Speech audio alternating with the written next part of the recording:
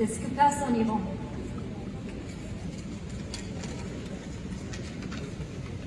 Chers camarades, je voudrais commencer par exprimer notre plus grand respect pour tous les martyrs de la révolution de juillet en Iran, à toutes les femmes et tous les hommes qui résistent courageusement dans les rues depuis 70 jours contre la brutalité du gouvernement.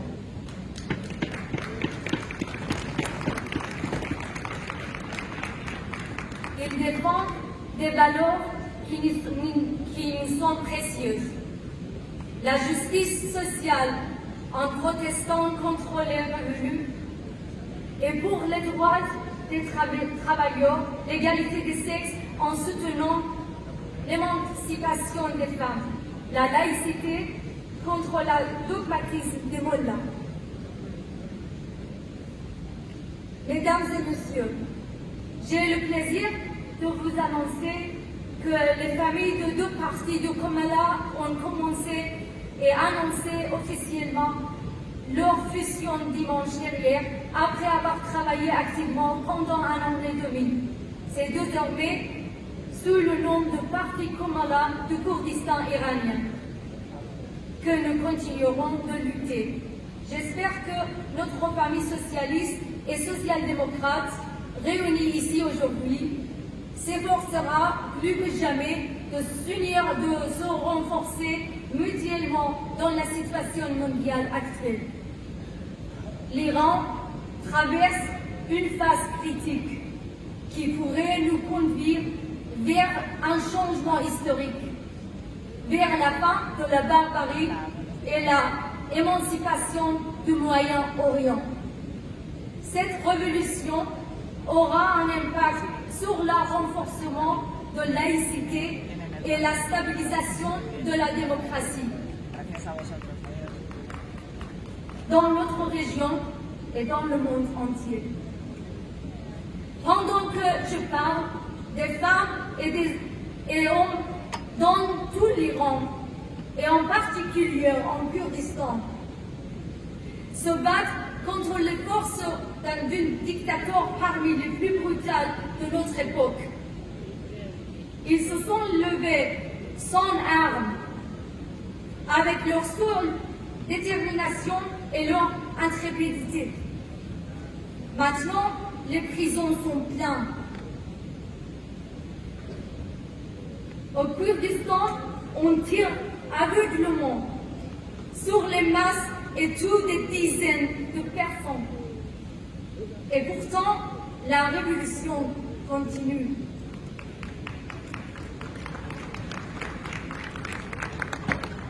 La République islamique ne répondra que par des coups de feu et des missiles à un peuple méprisé mais grand, mais qui poursuit sa lutte civile et pacifique envers et contre tout.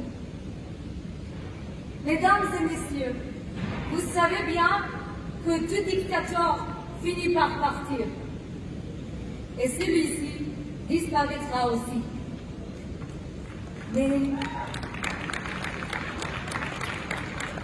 Mais si nous voulons empêcher les fusions de sang et éviter d'aggraver cette tragédie humaine, nous avons besoin de votre soutien. Il peut nous rapprocher l'objectif de ce soulèvement et rendre notre action beaucoup plus efficace.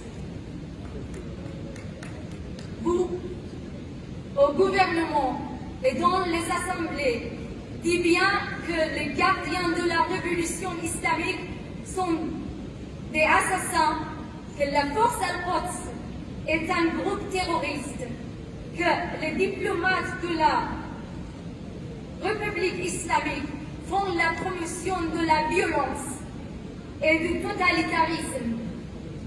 Ils sont la police de sécurité du gouvernement iranien. Ils doivent être sanctionnés et expulsés. Soutenons l'opposition révolution démocratique du Kurdistan pour plus d'unité. Merci de m'avoir écouté.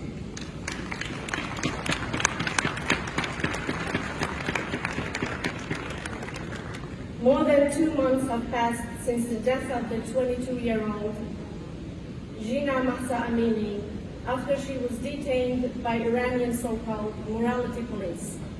Jina was arrested and beaten to death for having some hair visible under her headscarf. Jina Mahsa Amini was a Kurdish woman from the city of Sakaz, a city from the Kurdistan province of Iran. At her funeral, women removed their hijabs and began chanting Jin Jian Azadi, which translates to women, life, freedom. Kurdistan, which has not left the stronghold of struggle for more than 43 years, despite brutal and systematic oppression, was a source of inspiration and model for other parts of Iran, and ignited the ongoing revolution and the will for freedom in Iran. A freedom movement that includes rights for women, different nationalities, and LGBT people.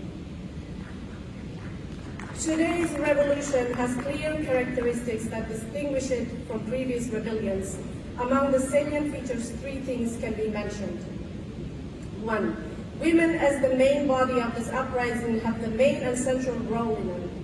When the Iranian Revolution of 1979 overthrew the Iranian monarchy and led to the establishment of the Islamic Republic, women were among the Islamists' first victims. The Sharia laws that were quickly introduced severely limited women's basic and elementary rights. From the denial of the right to divorce and custody of children to the enforcement of Islamic codes of dress and behavior. 2. Presence and participation of young people and the young generation. A generation that has started its modern revolution with unparalleled bravery and awareness.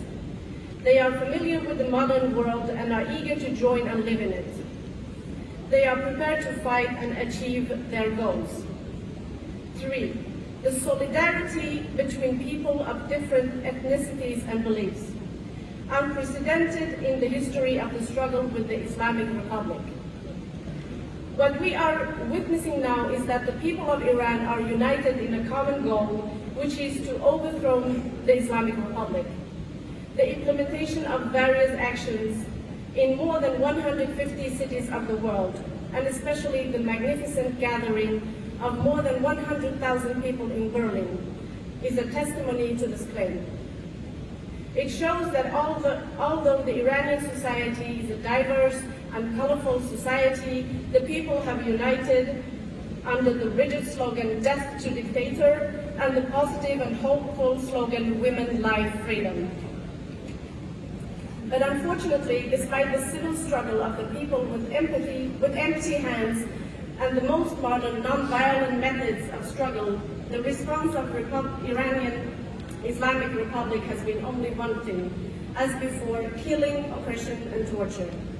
According to statistics from the Iranian Human Rights Organization, since the beginning of the uprising, at least 300 protesters, including over 50 children, have been killed and more than 14,000 people have been arrested or have disappeared. According to human rights experts, these numbers are minimal given the lack of free media and the Islamic Republic's concealment of even the dead bodies of the protesters. The intensity of oppression among national and ethnic minorities is much more terrible. According to the same minimal statistics, 93 people were killed in one day in Sistan and Balochistan. Every second people killed in the protest was a Kurd or Baluch. This is a testimony to the claim that the method of oppression among national and ethnic minorities is more violent, a violence that also Mr. Javed Rahman, the United Nations Special Representative for Human Rights, acknowledged. Mr. Javed expressed his worries over the way authorities have used ammunition, birdshot, and other metal pellets, tear gas, and batons against the protest movement. He described the situation in Kurdish cities as alarming. The scale of oppression and killing by the Islamic Republic even goes beyond this, reaching Iraqi territory through drones and long-range missiles. In the attacks, the headquarters of the opposition parties, Komala, PDK, and the Freedom Party have been bombed. Attacks have been directed against children's schools, kindergartens, civilian settlements, and refugee camps under the supervision of the UN. The attacks have resulted in 30 deaths and over 50 injuries. The attacks have also caused extensive material damage and caused the displacement of large numbers of families and deprived children of education and security. But what the Kurdish parties want from the world community and political parties in European and American countries and the public opinion in these countries is that they listen to the voice of the Iranian people and stop appeasing and ignoring this level of oppression, massacre, and torture. Today, the people of Iran need something more than the media and symbolic sympathies, which is praiseworthy. But there is a greater expectation, and that is the activism with functional and objective policies against the anti-human and child-killing system. So let's say it all together. Jin, Jian, Azadi. Jin, Jian, Azadi. Thank you very much. We would have 2 more interventions, and then we call on the